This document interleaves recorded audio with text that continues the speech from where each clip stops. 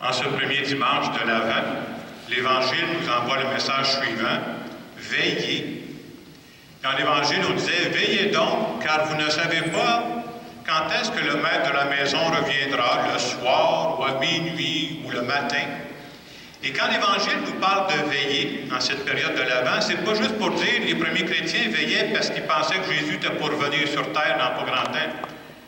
Oui, on attend son retour, mais veiller, ça veut dire aussi rester éveillé pour découvrir des signes de la présence de Dieu aujourd'hui, dans notre monde. Veiller, ça veut dire avoir les yeux ouverts, parce qu'il faut voir l'invisible, c'est pas évident, là. Avoir les yeux ouverts pour reconnaître dans ce qui se fait de beau et de grand dans notre monde, parce qu'il s'en fait, c'est Dieu qui est à l'œuvre. Et on a besoin, nous autres, parce que c'est ça notre espérance. On croit que ce n'est pas du hasard ce qu'on est en train de vivre. Là. Dieu est en train d'agir. Et cette semaine, je voyais une belle pensée qui disait, il y a toute une grande différence entre surveiller et veiller. On surveille au nom de la loi, mais on veille par amour. L'exemple que je peux vous donner, dernièrement, moi, je m'en allais en auto, puis il y a une voiture de police qui me surveillait, qui est en arrière, et j'ai vu les lumières de Noël s'allumer. J'ai vu qu'il ne veillait pas sur moi, il me surveillait. Il y a une petite différence. Il y a une autre différence que je ne vous conterai pas non plus. Mais on peut dire qu'une mère qui aime son enfant, elle veille sur son enfant malade. Elle ne fait pas juste le surveiller. Ce n'est pas une étiquette qui l'attend, là, c'est autre chose. Alors, pendant cette période de l'Avent, il ne nous est pas demandé de surveiller le monde. C'est-tu fatigant, ça, des gens qui nous surveillent? Mais il nous est demandé de veiller pour voir, est-ce que je suis capable de reconnaître que Dieu est dans ce monde-là, de voir des petits signes, c'est jamais des preuves, là, mais des signes. Parce que s'il est venu seulement il y a 2000 ans, ça ne me fait pas vivre. J'ai besoin de savoir qu'il est en train d'agir présentement dans notre monde, puis qu'il est en train d'agir dans notre vie à nous aussi. Le thème de l'Avent qui nous est proposé cette année, c'est « Accueillons sa bienveillance ».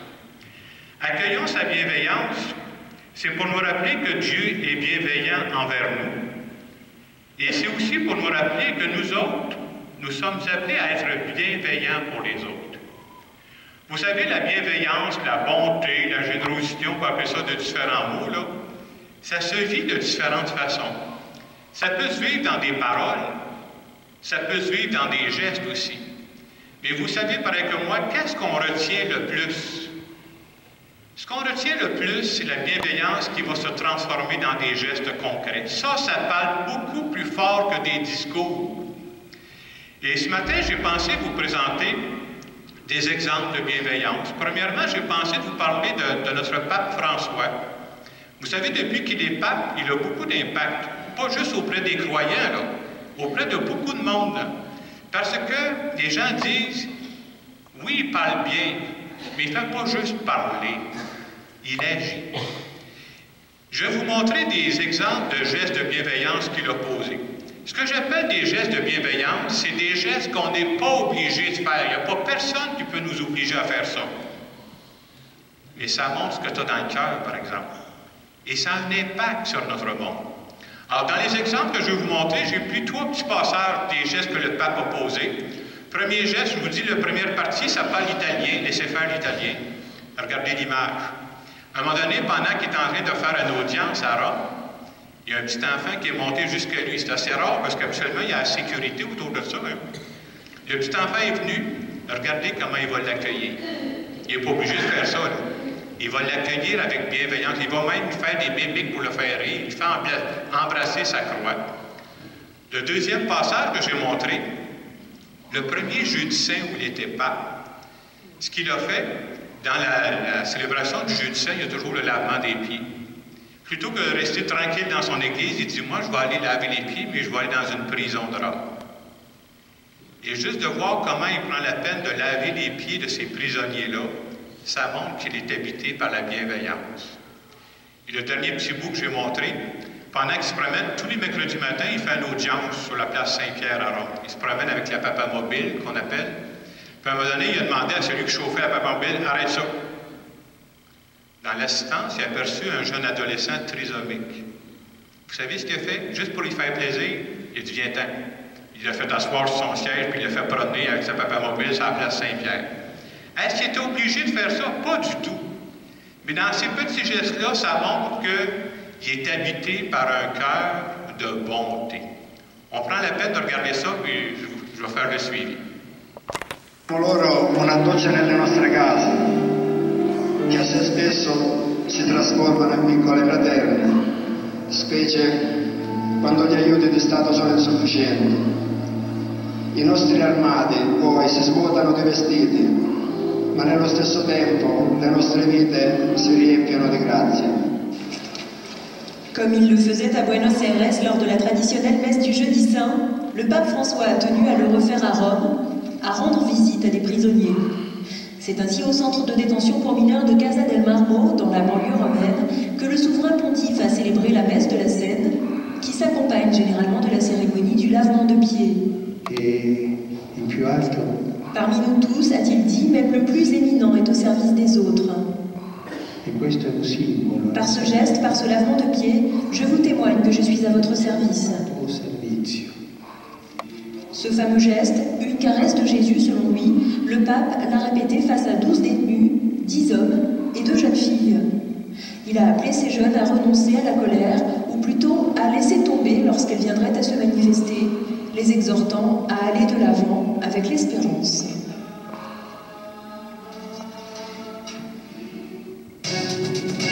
Le pape François a laissé un adolescent trisomique monter à bord de la papamobile ce mercredi, place Saint-Pierre, à l'issue de son audience générale.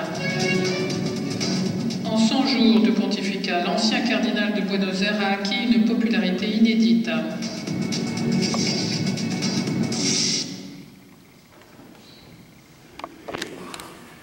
Ce sont des exemples, mais quand on dit que qu'est-ce qui marque le monde, ce sont les petits gestes de bienveillance qu'on pose. Et des gestes de bienveillance, comme je disais tantôt, on n'est jamais obligé de faire ça. Mais quand on le fait, on est en train de marquer notre entourage. Et bien entendu, nous autres, il nous est demandé, en ce début d'Avent, non seulement de découvrir les gestes de bienveillance, mais d'en poser. C'est sûr, je vous annonce, je ne veux pas vous décevoir, mais quand on va poser des gestes de bienveillance, probablement que nous autres, on ne sera pas filmés. Hein, c'est ça la différence. On n'est pas papes, nous autres. Mais je me suis dit que pendant la période de l'Avent, peut-être qu'on pourrait être des soupapes de bienveillance dans notre milieu. Ça, c'était à notre portée. Hein? Comment on peut poser ces gestes de bienveillance? J'ai pensé vous en partager quelques-uns dont j'ai été témoin. Des choses que j'ai vues en direct où des personnes m'ont parlé de ça. De tout petits gestes, mais quand tu penses à ces gestes-là, tu dis, il y a en quelque part un cœur de bonté qui a posé ça. Et quand il y a un cœur de bonté, moi je pense que c'est Dieu qui se cache derrière ça. Premier geste, quelqu'un m'a parlé de ça. Il y a un monsieur qui demeure dans un bloc. Je pense qu'il y a 4-5 logis dans ce bloc-là. Et parmi les gens qui demeurent dans le bloc, il y a une personne âgée. Alors ce monsieur-là, quand il part travailler le matin en hiver, quand il neige, je ne vais pas vous faire peur, mais ça s'en vient, il déblaye sa voiture, il enlève la neige. Vous savez ce qu'il fait avant de partir? Il va déblayer la voiture de la personne âgée. Es-tu obligé de faire ça? Ben non. Pourquoi il fait ça? Simplement par bienveillance. Un deuxième exemple que je connais une femme qui, tous les soirs, appelle sa vieille mère pour s'assurer que tout va bien. Es-tu correct à ce soir? Ça va-tu bien? Es-tu en bonne santé, là? C'est beau de voir que la fille veille sur sa mère avec bienveillance. J'ai amené un autre exemple ici. Peut-être que de loin, vous ne voyez pas, là, mais ce sont des pantoufles, et j'aimerais vous dire que ce ne sont pas les miennes. Ce sont de toutes petites pantoufles qui sont tricotées par des femmes de la région ici. Je veux dire, pourquoi ils tricotent ça? On en a toute une série, je suis allé voir dans la boîte, là, je ne sais pas, il y en a 40-50 paires. C'est des femmes qui tricotent ces petites pantoufles-là, j'en ai des roses, j'en ai des bleus, j'en ai trouvé ça. Puis ils disent, mais quand vous allez célébrer des baptêmes, là, vous donnerez ça aux parents. On est obligé de faire ça? Ben non, le baptême va être bon pareil, je vous annonce ça. Là. Pourquoi ils font ça?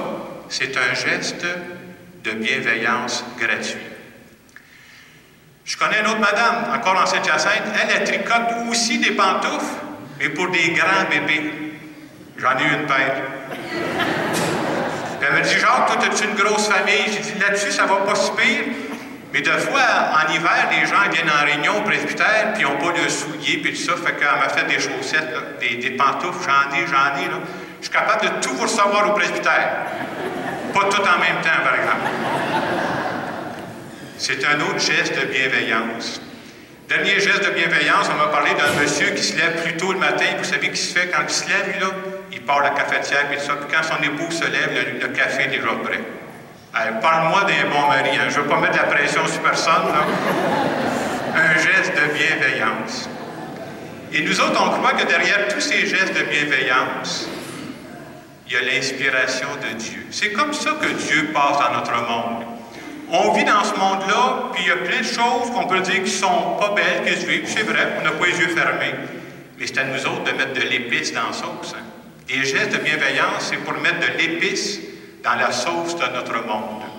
Alors ce matin, en continuant notre célébration, on va dire à Dieu, viens nous ouvrir les yeux à tous ces petits gestes-là. Parce que quand on est conscient de ça, ça change notre façon de regarder la vie. Ça serait beau pendant les semaines qui viennent, d'ici Noël, qu'on devienne des Colombos. Colombo, lui, cherchait les meurtriers, les indices. Nous autres, on devrait rechercher tous les signes de bienveillance, puis de dire, hey, je viens d'en voir un, je viens de voir passer ça. Puis ce serait un signe de dire, je viens de reconnaître Dieu dans notre monde. Alors, prenons un moment de silence pour savoir comment nous autres aussi, on pourrait poser ces tout petits gestes qui font toute la différence.